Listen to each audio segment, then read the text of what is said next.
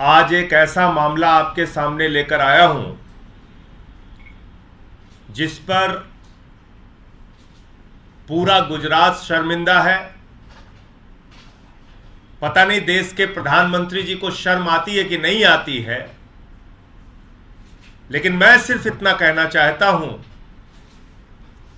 कि गुजरात के जिन भाई बहनों ने, जिन माताओं ने, बुजुर्गों ने अपना भरोसा प्रधानमंत्री नरेंद्र मोदी जी के ऊपर जताया, इतना प्यार दिया, झोली भर भर के वोट दिया, कई बार मुख्यमंत्री बनाया, अपने कंधे पर बिठाकर भारत का प्रधानमंत्री बनाया।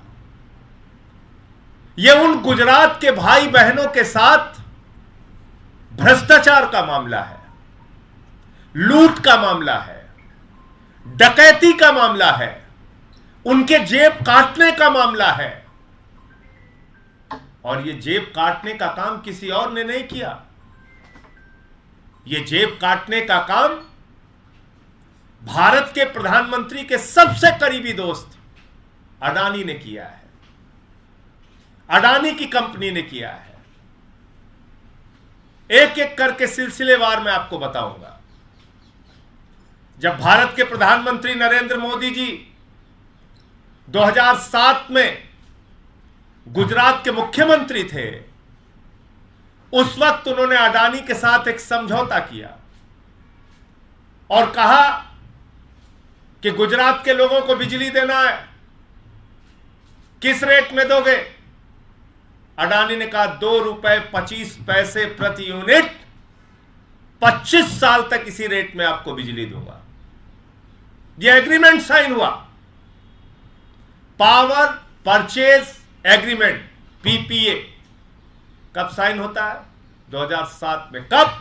जब भारत के प्रधानमंत्री गुजरात के मुख्यमंत्री थे। और अचानक वो अडानी अपने वादे से पलट जाता है, वो अडानी अपने समझौते से पलट जाता है, वो अडानी अपने किए गए एग्रीमेंट से पलट जाता है।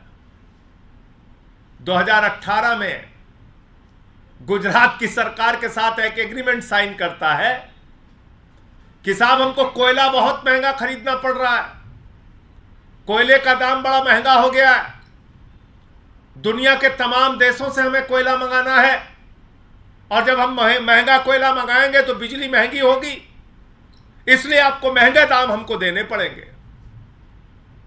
गुजरात की सरकार ने कहा जी हुजूर, क्यों, हमारी तो हिम्मत ही नहीं है, आप मोदी जी के दोस्त हैं, हम कैसे मना कर सकते हैं, बिल्कुल देंगे आपको।